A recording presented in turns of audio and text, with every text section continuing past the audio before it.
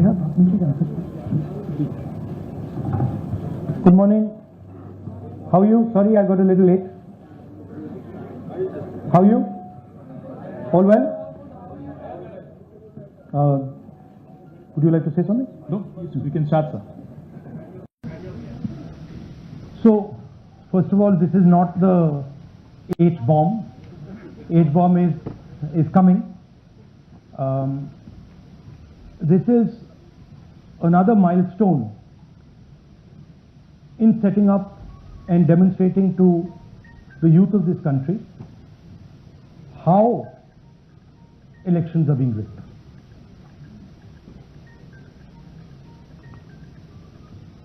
So I'm going to make a claim here, very strong claim, about CEC Gyanesh Kumar. And this is not something I'm saying lightly. I'm the leader of the opposition in the Lok Sabha. This is something I'm saying after solid proof that I'm going to show you, the youth of India, the people of India today. Proof that is black and white, absolutely clear, that the Chief Election Commissioner of India is protecting the people who have destroyed Indian democracy. I'm also going to show you the method by which votes are being added and deleted, and I'm going to show you how they are done, how that is done. In election after election, someone, some force, some group of people has been systematically targeting millions of voters for deletion across India. This is something that we've heard again and again and again. Different communities, mainly communities that are voting for the opposition, Dalits, Adivasis, minorities, OBCs, are specifically targeted. We had heard this many times, and now we found 100% proof of it. Please understand, I am not going to say anything on this stage that is not backed up by 100% proof. I am somebody who loves my country. I love my constitution. I love the democratic process, and I am protecting that process. And so I'm not going to say anything here that is not going to be based on 100% proof that you can determine. The burden of the judgment is yours. I am going to lay the proof in front of you. You will see it and say, actually, this is pretty solid proof.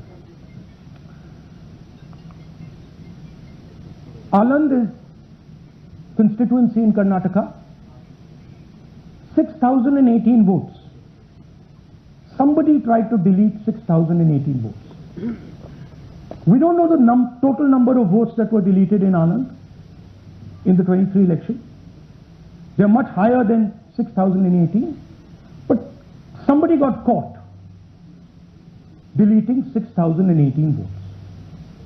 And it was caught, like most crimes, by a coincidence. What happened was, the booth level officer there noticed that her uncle's vote was deleted. And so she checked who deleted her uncle's vote, and she found that it was a neighbor. पड़ोसी ने uncle का vote delete किया था.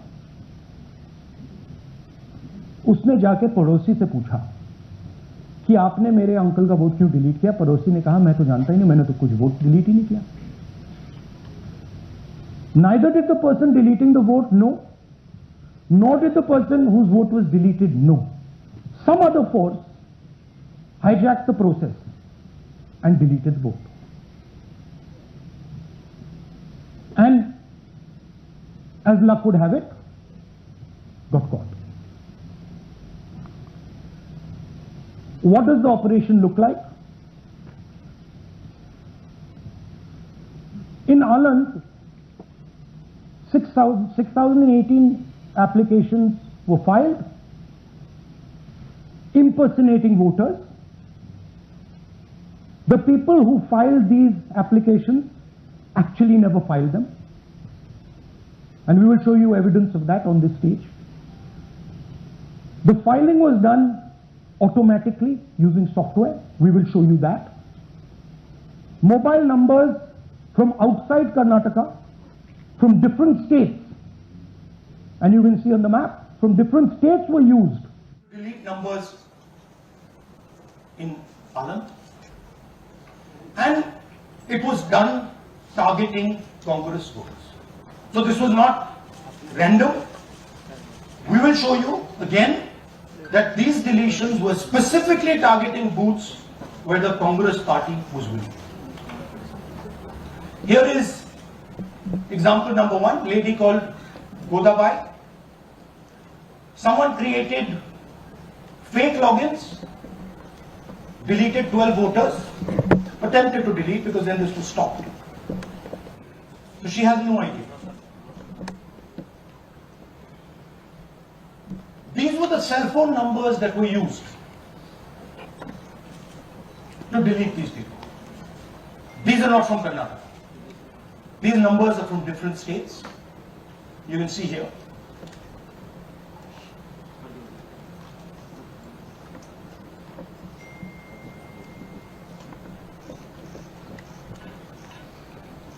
So the question is, whose numbers are these? How were they operated? Where were they operated from? Who generated the OTPs to disturb the process? Now these are questions that arise out of this. Here's example 2, Suryakant. This gentleman apparently deleted 12 voters in 14 minutes. He filled 12 deletion forms in 14 minutes. I'd like you to meet him. He's here. That's one of the people. That's one. Namaskar ji. Babita Chaudhary is one of the votes that he is supposed to have deleted. He is supposed to have deleted. This is the gentleman. ये इनका vote delete किया जा रहा था. ये कर रहे थे. इनसे आप पूछिए. बताइए. That's our candidate. कन्नड़ा में बोलिए. ನನ್ನ ಹೆಸರು ಸೂರ್ಯಕಾಂತ್.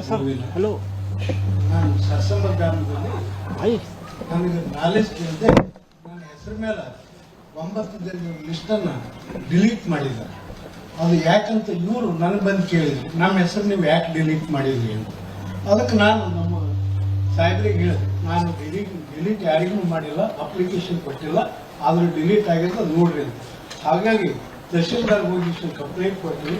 ಮತ್ತೆ ಕಮಿಷನರ್ ಇದು ನಮ್ಮ ಜಿಲ್ಲಾ ಎಲೆಕ್ಷನ್ ಇದು ಕಂಪ್ಲೇಂಟ್ ಕೊಟ್ಟಿವಿ. ನನ್ನ ಹೆಸರು ಮೇಲೆ 12 ಜನರು डिलीट ಮಾಡಿದ್ದು ನಿನ್ನೆ. थोड़ा ट्रांसलेट कर लीजिए. मेरे नाम पे 12 लोगों का नाम डिलीट किया गया है. हालांकि मुझे मालूम नहीं, मैं कभी किसी को मैसेज भेजा भी नहीं, मैं बुलाया भी नहीं. ये बबीता आके पूछने से पता चला कि मैंने मेरे फोन से ऐसा मैसेज किया, लेकिन असल में मैंने किसी को भी मैसेज नहीं किया. आप कुछ कहेंगे? नहीं? Thank you. Thank you. Third example, Nagaraj. 2 applications filed and submitted in 36 seconds. Please try and fill these forms and see how long it takes you. Try and fill. And I ask the youth of India, try it. Try and fill the form, 2 forms in 36 seconds. You'll see the answer to this question. Notice also what time this gentleman fills the form.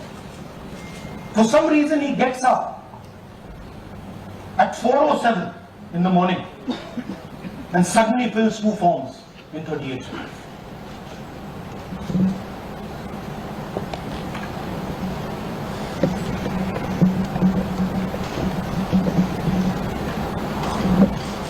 Now let's talk about how this is being done and why I'm saying and we are saying that this is being done in a centralized manner, and this is being done not using individuals but using software. Look at the serial numbers. Serial number 1, serial number 1, serial number 1, serial number 1. Serial number 1 means that this is the first person whose name, this is the first name in the booth. So a software is picking up the first name in the booth and using it to delete votes. So someone ran an automated program that ensured the first voter of the booth was the applicant. That same person got cell phones from outside the state, used them to file the application. And we are pretty certain that this was done in a centralized manner and it was done at scale. This was not done in a, at a worker level. This was done at a call center level. Okay? Targeted deletions in strong Congress booths. The top 10 booths with maximum deletions are Congress strong booths. Congress won 8 out of 10 booths in 2018. This was not a coincidence. This is a planned operation. Now, let's come to why I'm making such a direct accusation about this gentleman, Gyanesh Kumar. There is an ongoing investigation on this matter in Karnataka. The CID of Karnataka has sent 18 letters in 18 months. 18 letters in 18 months to the Election Commission. And they have asked the Election Commission for some very simple facts. Number 1, give us the destination IP from where these forms were filled. Number 2, give us the device destination ports from where these applications were filed. And number 3, most important, give us the OTP trails, because when you file, you have to get notified. 18 times in 18 months. The CID of Karnataka has written to the Election Commission for this, and they are not giving it. Why are they not giving it? Because this will lead us to where the operation is being done. And we are absolutely convinced where this is going to lead. I'll give you a little bit of the chronology. FIR is filed February 23. Karnataka CID writes to ECI requesting all details of these numbers and these transactions almost immediately in March. In August, EC gives a reply, doesn't fulfill any of the demands, and doesn't give us the information. Doesn't give the CID of Karnataka the information that will lead them to their destination. January 24, Karnataka CID writes to ECI again and says, please send us full information. No answer. Karnataka CID by September 25, last letter went in September 25, has written 18 reminder letters. While this is going on, the CEC of Karnataka writes to the Election Commission in Delhi and says, there is a matter. Please provide this information.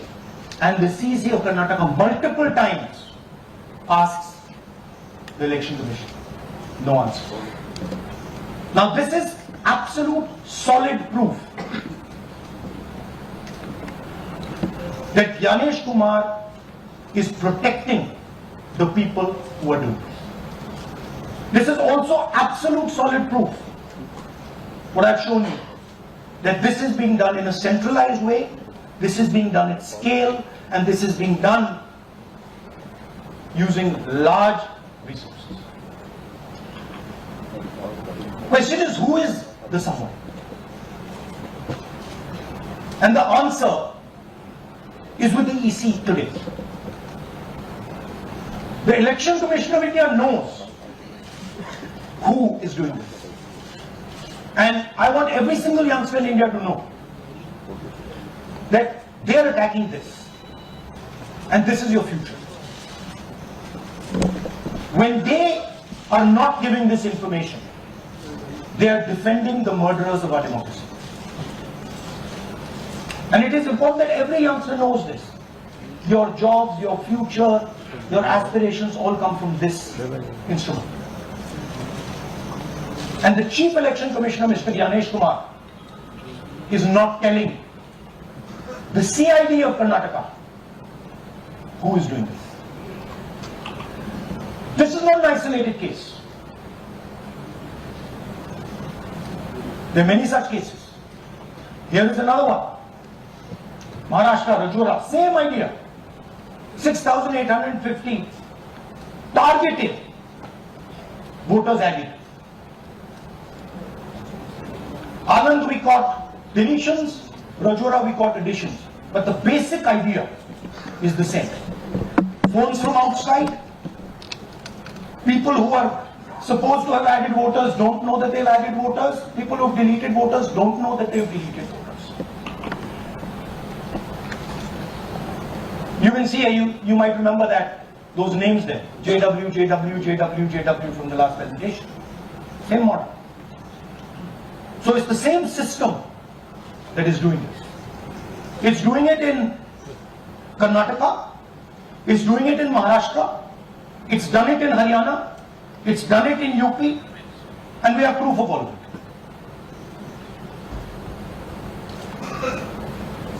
it. Names are being filled.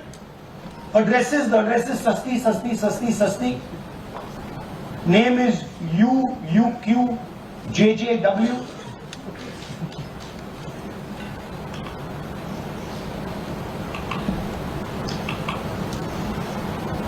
So, what are we saying here?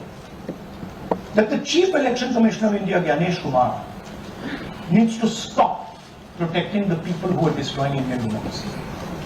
We have given you 100% bulletproof proof here. It cannot be doubted. You have seen it with your own eyes. Right? EC has to release this data of these phones, these OTPs, within a week. Otherwise, we will know for sure that Gyanesh Kumar is protecting the people who are destroying and attacking the Constitution. Thank you. धन्यवाद. हिंदी में बोले? हाँ, हिंदी में बोल दीजिए. नहीं, reverse कर दीजिए. पूरा हिंदी में बोल देता हूँ. देखिए, ये एच बॉम्ब तो नहीं है. एच बॉम्ब आ रहा है, हाइड्रोजन बॉम्ब आ रहा है. ये एक और उदाहरण है वोट चोरी का. पिछली बार मैंने आपको एडिशंस के बारे में बताया था. ये हम आपको डिलीशंस के बारे में दिखा रहे हैं, और सबूत के साथ हम आपको दिखाएंगे कि ये जो डिलीशंस हुए हैं, ये सेंट्रलाइज तरीके से कॉल सेंटर के प्रयोग करके, सॉफ्टवेयर के प्रयोग करके किए गए.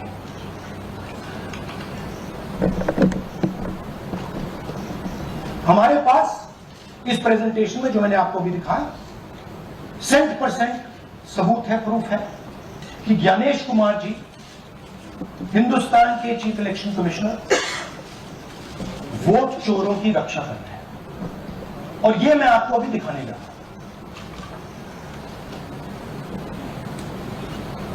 हर इलेक्शन में हमें रिपोर्ट आती थी कि वोटर्स डिलीट हो रहे हैं,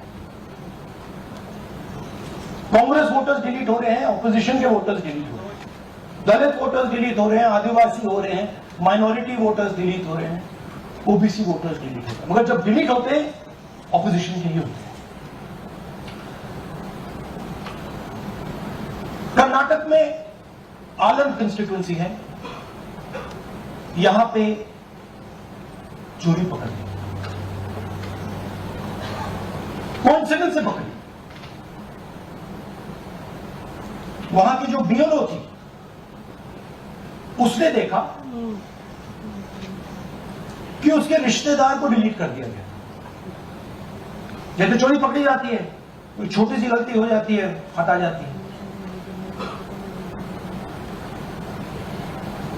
अलंग में 6018 वोटर्स डिलीट हुए, उसमें से इनकी रिश्तेदार, उन्होंने पता लगाया कि मेरे रिश्तेदार को डिलीट किसने किया।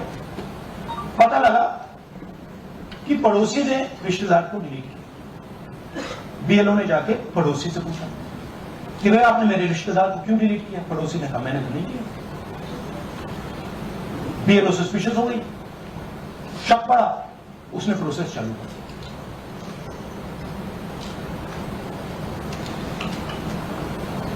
पता क्या लगा कि कोई ना कोई, किसी ने अलंग में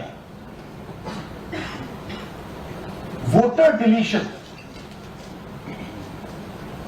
सिस्टमैटिकली ऑर्गेनाइज तरीके से, सेंट्रलाइज तरीके से किया। हमें यह नहीं मालूम कि अलंग में कितने वोटर डिलीट हुए, क्योंकि इससे बहुत ज्यादा हो सकते हैं। 6000, तकरीबन 6000 पकड़े गए, उस पर इन्वेस्टिगेशन हो गया। क्या पता लगा कि फाइलिंग ऑटोमेटिकली ऑनलाइन हो रही है। मोबाइल नंबर्स कर्नाटक के नहीं यूज हो रहे, मोबाइल नंबर दूसरी स्टेट के यूज हो रहे हैं।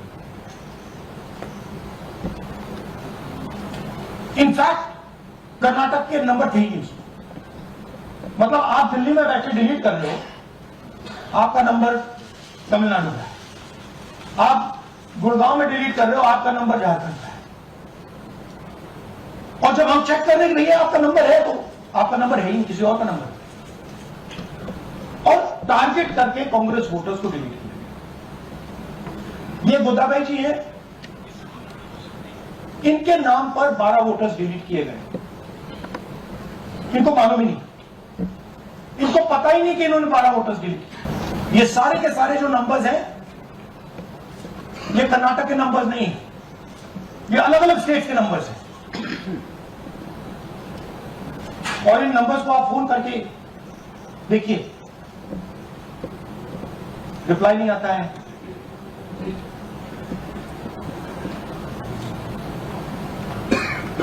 तो सवाल यह है कि किसके नंबर्स हैं, ये किसने ऑपरेट किए, जब इन्होंने ऑपरेट किए ये कहां थे,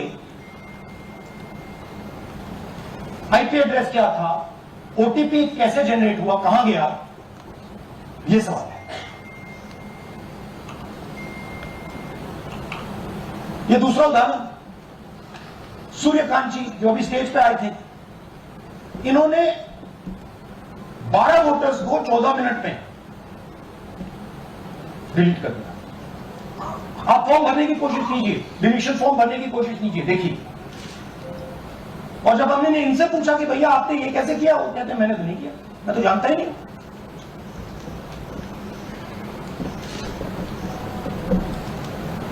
बबीता चौधरी जी का इन्होंने एक नाम डिलीट किया, यहां खड़ी है बबीता जी, यहां है, सूर्यकांत जी यहां है। आ जाइए जरा स्टेज पे, एक सेकंड आ जाइए, ये दोनों खड़े हैं यहां पे, सूर्यकांत जी, बबीता जी। इनको मालूम ही नहीं कि इन्होंने डिलीट किया। Thank you. नागराज जी, इन्होंने 2 एप्लीकेशन 36 सेकंड में फाइल करती है। और मजे की बात देखिए, ये 4 बजे सुबह उठ के फाइल कर रहे हैं। पता नहीं क्या हुआ, 4 बजे सुबह कहा कि भैया मैं 2 वोटर को डिलीट करूंगा, और कितने 36 सेकंड में डिलीट करने फिर सो गए।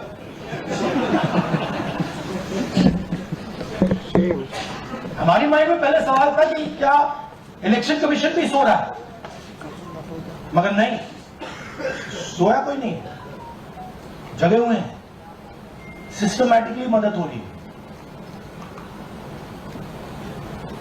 ये देखिए दूसरी बात, जो भी डिलीट कर रहा है वोटर लिस्ट में उसका सीरियल नंबर 1 है। मतलब जो भी वोटर लिस्ट में पहले नंबर पे आता है वही डिलीट कर रहा है।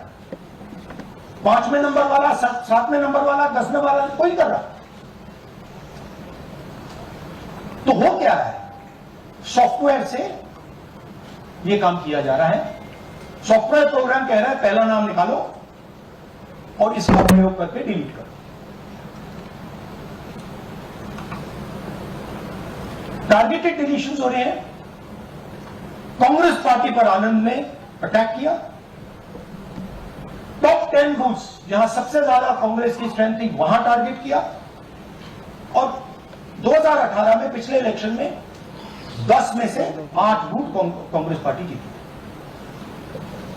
और इन 8 में से इन्होंने 6000 लोग उड़ाने की कोशिश की। ये कोइंसिडेंस नहीं था, ये प्लान था, और ये सेंट्रलाइज तरीके से किया जा रहा है। अब मैंने बहुत बड़ी बात बोली, चीफ इलेक्शन कमीशन के बारे में मैंने बोला कि ये व्यक्ति वोट चोरों की रक्षा करता है। जो भी मैं यहां बोल रहा हूं 100% प्रूफ के साथ, सबूत के साथ बोल रहा हूं। ठीक है। और मैं अभी आपको दिखाना चाहता हूं कि मैं ये शब्द क्यों बोल रहा हूं और किस बेसिस पे बोल रहा हूं। आपको अपनी आंखों से ये दिखेगा। कर्नाटका सीआईडी ने केस चालू किया कि वोटर कौन है, ये फोन किसके हैं, ये आईपी एड्रेस क्या है, ओटीपी कहां गया, इन चीजों के बारे में इन्वेस्टिगेशन शुरू होती है। कर्नाटक सीआईडी ने हिंदुस्तान के इलेक्शन कमीशन को 18 चिट्ठियां लिखी। हमें आप ये इंफॉर्मेशन दीजिए, बिल्कुल क्लियर है, डेस्टिनेशन आईपी दीजिए, डिवाइस डेस्टिनेशन पोर्ट दीजिए, ओटीपी ट्रेल दीजिए, फोन नंबर्स दीजिए, फोन नंबर्स के मालिकों के नाम दीजिए। क्लियरली पूछा है, नो आंसर। 18 चिट्ठी CID Karnataka, no answer from chief election commission, no answer from election commission. Timeline देखिए,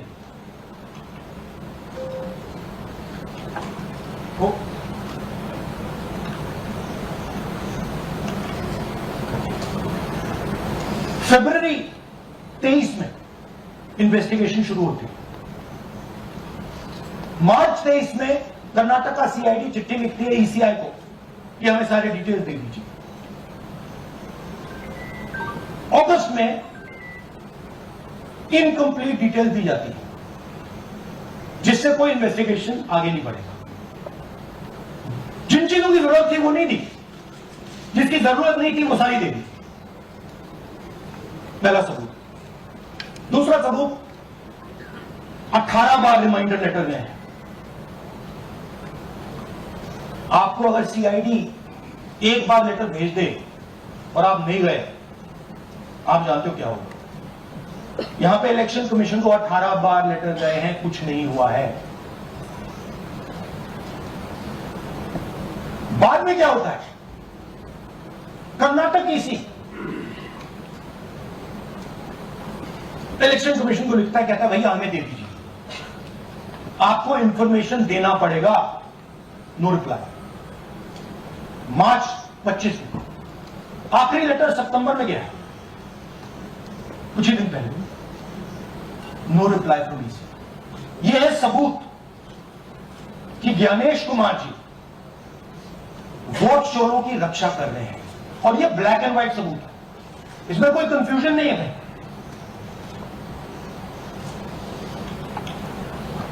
तो सवाल उठता है, ये है कौन जो सेंट्रलाइज तरीके से कॉल सेंटर के प्रयोग से, सॉफ्टवेयर से अलग अलग प्रदेशों में वोट डिलीट कर रहे हैं, ऐड कर रहे हैं? इलेक्शन कमीशन जानता है, ज्ञानेश कुमार जी जानते हैं। अच्छा, ये सिर्फ आनंद में नहीं हुआ, ये अलग अलग कंस्टिट्यूएंसीज में हुआ है। आनंद में लीगल प्रोसेस चालू हो गई, पकड़ लिया। यहां महाराष्ट्र में उसी मोडस ऑपरेंडी से, उसी सिस्टम से यहां पे वोट ऐड हुए। आनंद में डिलीट, रजौरा में एडिशन, 6850। आपको याद होगा पिछले प्रेजेंटेशन में मैंने आपको नाम दिखाए थे, ये देखिए वही नाम यहां है। वही सिस्टम महाराष्ट्र में चल रहा है जो कर्नाटक में चल रहा था। नाम वैसे ही है, JW, पता वैसा है, JW, नाम यू ऐसे किसी ने टाइप करके लगा दिया। तो जो ये काम कर रहा है, ये उत्तर प्रदेश में, हरियाणा में, बिहार में, कर्नाटक में, महाराष्ट्र में वही कर रहा है।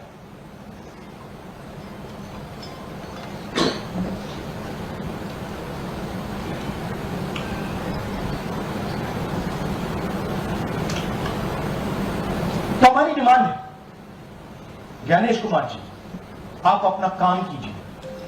आपने उठ दिया है, आप हिंदुस्तान के चीफ इलेक्शन कमिश्नर हैं। आपसे कर्नाटक की CID सबूत मांग रही है।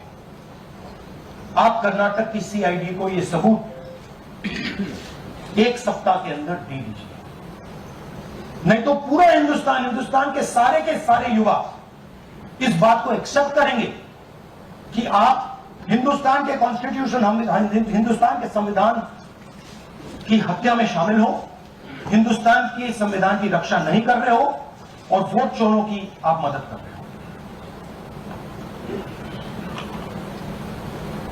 Thank you. और थोड़ी देर में हम आपको हाइड्रोजन बॉम्ब दिखाने जा रहे हैं। नहीं, आज नहीं, थोड़ी देर में उसकी प्रिपरेशन चल रही है, क्योंकि हम देखिए, मैंने टीम से कहा है कि अगर मैं स्टेज पे जा रहा हूं, ब्लैक एंड व्हाइट प्रूफ नहीं होगा, मैं नहीं जाऊंगा। अगर ब्लैक एंड व्हाइट प्रूफ होगा, जो कोई मतलब उसको निगेट नहीं कर सकता, मैं जाऊंगा। मैं देश के कॉन्स्टिट्यूशन की रक्षा कर रहा हूं, संविधान की रक्षा कर रहा हूं, मैं लोकतंत्र की रक्षा कर रहा हूं, और मैं सच्चाई आपके सामने रख रहा हूं।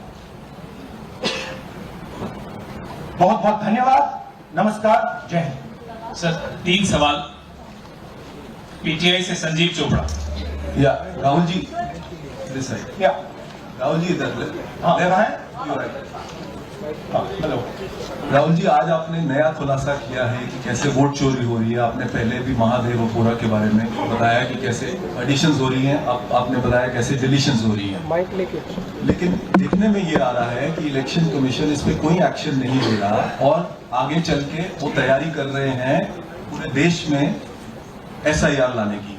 तो आप इस मुहिम को आगे कहां तक ले जाएंगे, और SIR के बारे में क्या करने वाले? देखिए, हम आपके सामने क्रिमिनलिटी रख रहे हैं, हमारा काम आपके सामने सच्चाई रखने का है, और हम रख रहे हैं। हिंदुस्तान में दूसरे इंस्टीट्यूशन भी हैं, सिर्फ इलेक्शन कमीशन नहीं है, लीगल सिस्टम है, उनको भी इन चीजों को देखना चाहिए। यहां पे हम चीफ इलेक्शन कमिश्नर के बारे में ब्लैक एंड व्हाइट कह रहे हैं। आपने कहा कि हमने एडिशन डिलीशन दिखाया, पहले प्रेजेंटेशन में मैंने एडिशन दिखाया था, अब हमने डिलीशन दिखाया है, मगर हमने एक और चीज जोड़ दी, एडिशन और डिलीशन का सिस्टम, उसका स्ट्रक्चर, उसका तरीका, और हमने ये दिखाया है कि जो डिलीट कर रहा है ऐड कर रहा है। महाराष्ट्र में, कर्नाटक में, यूपी में वही किया, एक ही फोर्स। हमने आपको वो एड्रेसेस दिखाए। Same system is being used in Maharashtra, is being used in Karnataka, is being used in Uttar Pradesh, is being used in Haryana. Same people are doing it. ANI से Siddharth, ANI। Sir, this side, sir. Sir, on your left, sir. On your left. This side, sir, on your left. Sir, मेरा आपसे सवाल ये है कि जब आप कह रहे हैं कि ज्ञानेश कुमार जो चीफ इलेक्शन कमिश्नर है उन्हें पता है ये कौन कर रहा है और ये पॉलिटिकल फायदा जरूर किसी को हो रहा है, आप कह रहे हैं कांग्रेस के बूथ के ऊपर ही सारे वोट्स डिलीट किए जा रहे हैं, तो वो कौन लोग आपके हिसाब से हैं जिनको ये फायदा पहुंच रहा है, पहला। और दूसरा ये वो आपने एक हफ्ते का समय दिया है, जब आपने एक हफ्ते का समय दिया तो क्या एक हफ्ते बाद आप इसको आगे कैसे इनिशिएट करेंगे? क्या आप लोग कोर्ट का रास्ता अपनाएंगे या और कोई हायर एजेंसी से इस बात की डिमांड करेंगे? क्योंकि ये ऑर्गेनाइज्ड तरीके से क्राइम दिखाई दे रहा है जो आप बता रहे हैं, अगर आपकी बात के ऊपर जाए। देखिए, फ्रैंकली ये जो मैं यहां कर रहा हूं ये मेरा काम नहीं। मेरा काम डेमोक्रेटिक सिस्टम में पार्टिसिपेट करने का है। मेरा काम डेमोक्रेटिक सिस्टम की रक्षा करने का नहीं है। वो काम हिंदुस्तान के इंस्टीट्यूशंस का है। वो काम वो नहीं कर रहे हैं, इसलिए मैं कर रहा हूं। अब मैं आपको यह कह सकता हूं कि हमने आपको 2 बार सबूत दिखाया है और जब हम ये प्रेजेंटेशन खत्म करेंगे, इसमें लगेंगे 2-3 महीने, जब हम ये खत्म करेंगे आपके माइंड में कोई डाउट नहीं होगा कि हिंदुस्तान में state after state, Lok Sabha after Lok Sabha चोरी हुई। तो मेरा काम सच्चाई दिखाने का है। मैं हिंदुस्तान की जनता को, हिंदुस्तान के युवाओं को सच्चाई दिखा सकता हूं। यह मेरा काम है। उनकी जो इंटरेस्ट है, क्योंकि ये जो कॉन्स्टिट्यूशन है ये हिंदुस्तान की जनता का रखवाला है, प्रोटेक्टर है, और मैं इसकी प्रोटेक्शन कर रहा हूं। इसकी प्रोटेक्शन करने का काम हिंदुस्तान के इंस्टीट्यूशन का है, हिंदुस्तान के ऑपोजिशन लीडर का नहीं है, मगर इंस्टीट्यूशन नहीं कर रहे हैं। अच्छा, एक इंटरेस्टिंग बात आई है जो मैं आपको बताना चाहता हूं कि इलेक्शन कमीशन के अंदर से हमें मदद मिलनी शुरू हो गई।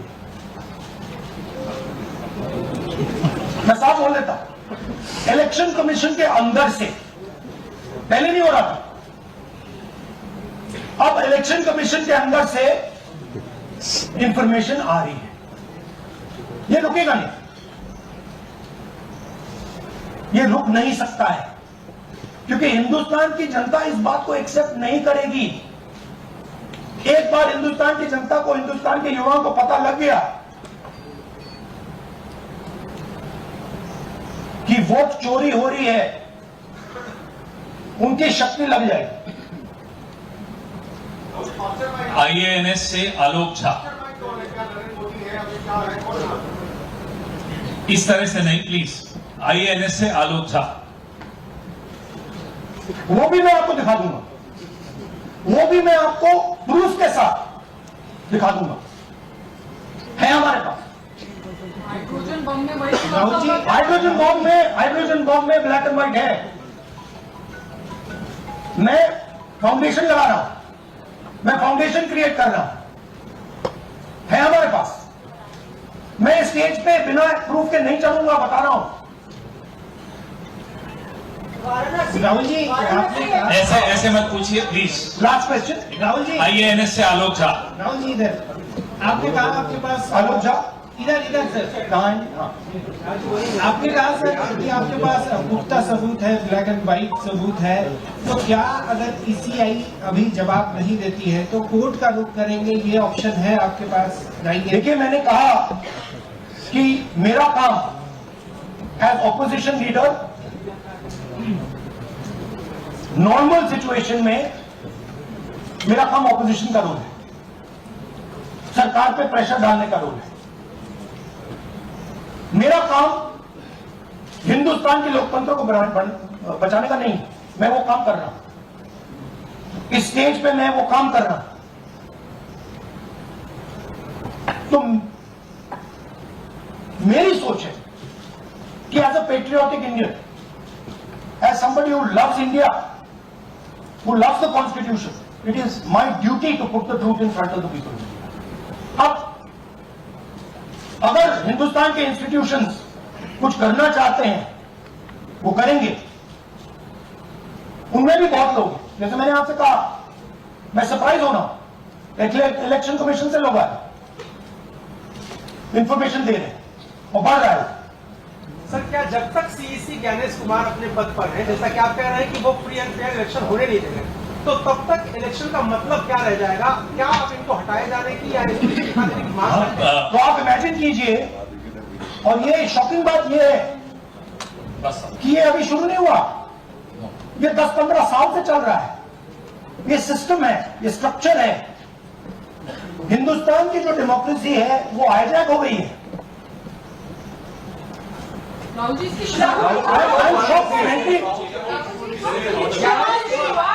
Democracy, brothers and sisters, democracy can only be saved by the people of India. Nobody else can save democracy. Rahul Gandhi can come here and say something and say this is the truth. But the people of India, who I believe in, who I love, can do it. The day the people of India realize that आपका जो लोकतंत्र है, आपका जो संविधान है, वो आपसे चोरी हो गया है, उस दिन काम हो जाएगा। Thank you.